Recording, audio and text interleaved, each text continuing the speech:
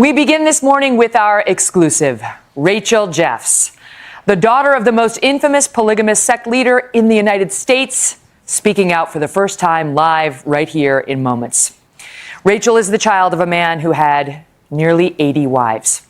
A man whose emotional and other abuse made the odds of Rachel escaping to freedom next to impossible. Rachel's life story is anything but common. Born into the Fundamentalist Church of Latter-day Saints, or FLDS, she was taught from infancy that she must obey. Obedience was everything, which makes her decision to be here today even more extraordinary. Many of us, including me, knew very little of the FLDS until a raid at their Texas compound back in 2008. Do you remember this? Look at these pictures. We saw the images of the women in the pastel dresses with their hair swept up high, who looked like they were from some bygone era. And the world wondered, why? Who are these people? The answer is complicated, and the relationships are complex. But at the heart of this mysterious group is the Jeffs family, including Father Warren and his favorite daughter, Rachel. The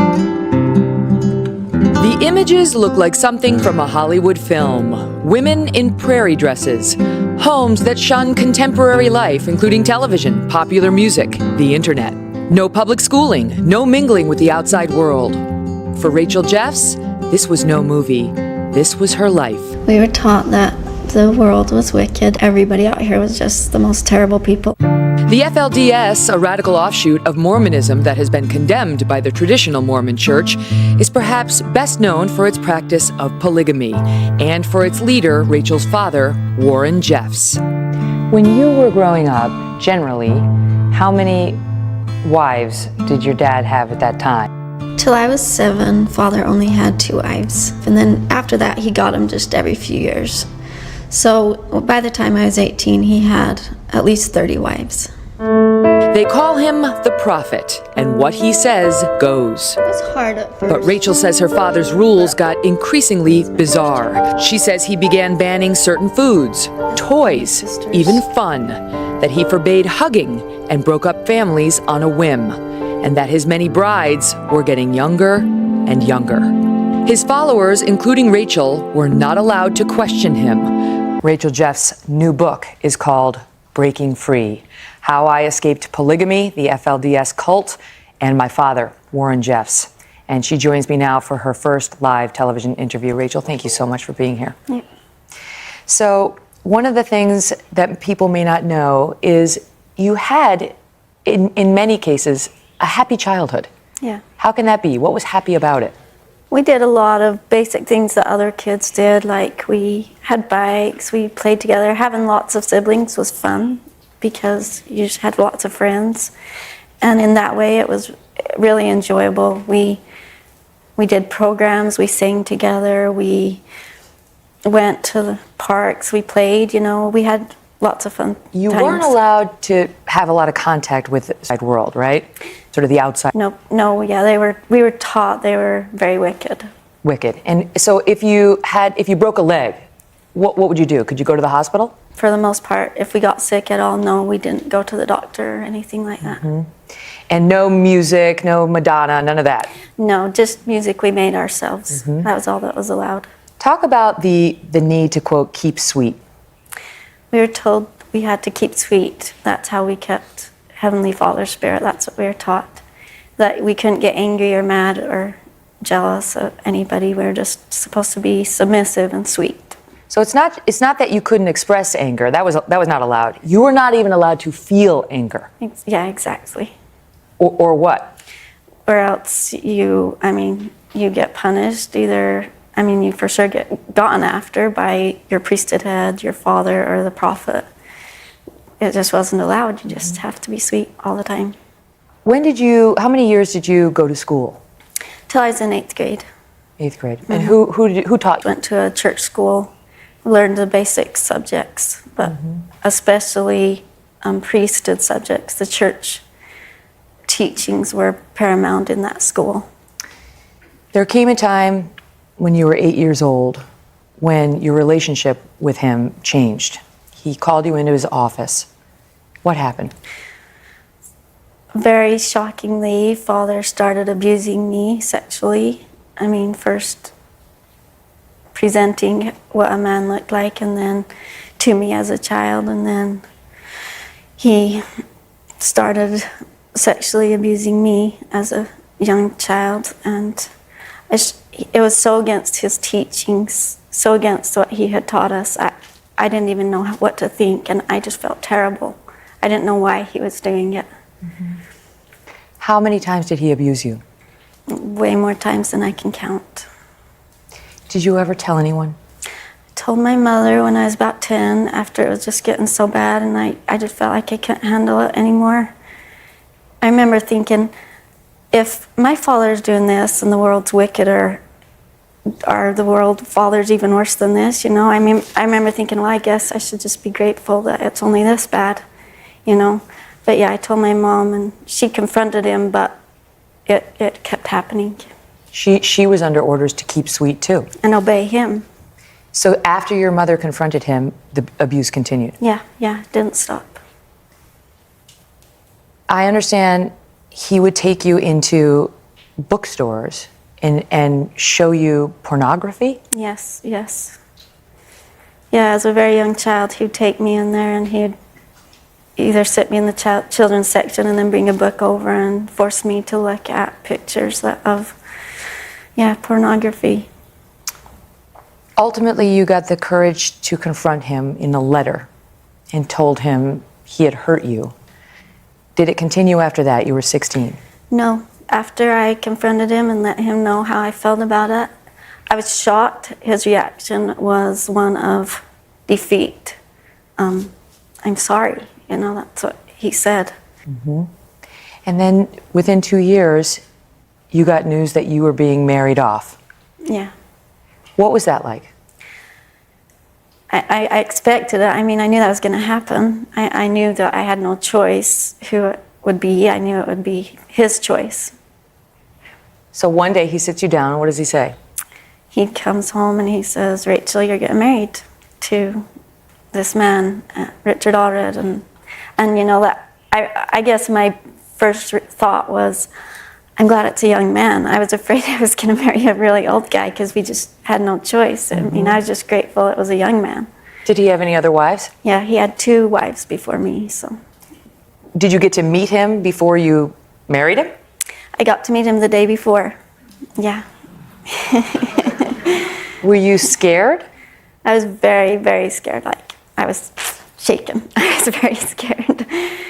So you go, it's your wedding day, the next day, Yeah. You walk down the aisle. Your dad gave you some advice for what you should do on the wedding night. What did he say? The morning of the wedding, and he said, I want you to ask for a baby tonight. I want you to ask your husband for a baby tonight. I didn't ask him, I wasn't ready. Mm-hmm. But when I did ask him, I wasn't ready, and he was kind. He was like, he wasn't in a rush. He was nice to me. He was a lot different than my father. Mm-hmm. But life as a sister wife would be full of other complications for Rachel. And for the sister wives as well. Daughter of Warren Jeffs, who after years of living a life of obedience, broke free of Warren Jeffs and the church he controlled. So life as a sister wife was what? It was difficult. Why? A lot of jealousy and bad feelings. You want your husband to be your best friend, but you feel like he's always turning against you and going and being somebody else's friend, you know. You just feel like you always want him to prove his love to you because you feel like he's is trying to love so many women at the same time. And at the same time, my sister wives did not enjoy me coming into the family. You're the daughter of the so-called prophet, so she has an elevated status in the group. Yeah, and so they felt like my husband loved me more than them, and so they treated me badly, and I didn't blame him in a way. I knew that would be hard. I mean, and I even learned later after my husband got more wives that it was difficult to have more wives come in the family and just have him sleep with all of them, have kids by all of them, you know, and it's just... How many times a week did you sleep with him? In the same bed with him? It could be up to 3 months before I would sleep with him, depending on if I was pregnant or not. I mean, you know, because he couldn't have sex with his pregnant wives, so... That was a rule. Yeah. I just ask you, I assume in the bedroom, things were one way only. Like, it was not about you. Oh, very much. I think that's how polygamous men are, because they're so used to just pleasing themselves. They're like the king in the house. And the wives are just their servants. Meanwhile, the king of the FLDS, Warren, was having serious legal troubles as the cops got wind of his predilection for young girls, and he found himself a wanted man. While Rachel Jeffs settled into life as a sister wife and new mother, her father, Warren, was fleeing authorities. He'd been charged as an accomplice to the rape of a minor, stemming from an underage marriage he had arranged, landing him on the FBI's most wanted list. Authorities eventually caught Jeffs during a routine traffic stop outside Las Vegas, armed with a stash of wigs, cell phones, and more than $50,000 in cash. From the beginning, Jeffs professed his innocence, who was later convicted for sexually assaulting 2 of his underage wives in Texas, one aged 12. Jeffs was sentenced to life in prison. But even behind bars, Rachel says Jeffs had total control of his followers, including Rachel. That's the incredible thing, is that even when he went to jail, you and the other followers still listened to him, right? Yeah, from our very youngest years, we were taught that the prophet or the leader of the church could not do wrong, that he only did right, and we had to obey his every word. And we basically were told we couldn't even make a move without him telling us to do.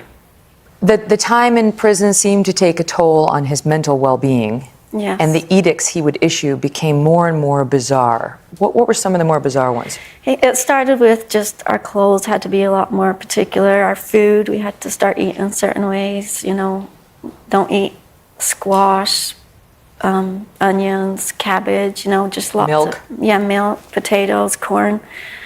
It just, you know, it slowly went along. He'd tell us more and more strict rules to follow, just so detailed of directives, and then he started sending really harsh punishments to everyone over assumed wrongs that they never committed.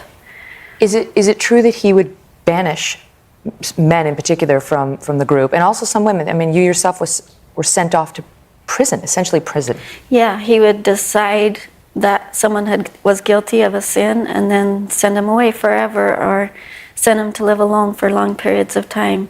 And he sent me away from my kids for up to 7 months at a time, and to live alone, and just accusing me of having sex when I was pregnant, when actually my husband never would have sex with his pregnant wives. Mm-hmm. And the more I said we didn't, the more he accused us and kept me alone longer and longer. And during that time, I never got to hear from my kids or see them or know how they were. Is that what led you to your breaking point? I was very angry. I was very angry at Father, and I was angry that he would do that to my kids, and I felt like he was punishing me for what he did to me. Like he was trying to break me and make me feel like I was worse than him. Mm-hmm. And I wouldn't let myself go there. I knew he had done wrong, and I didn't want to let him break me.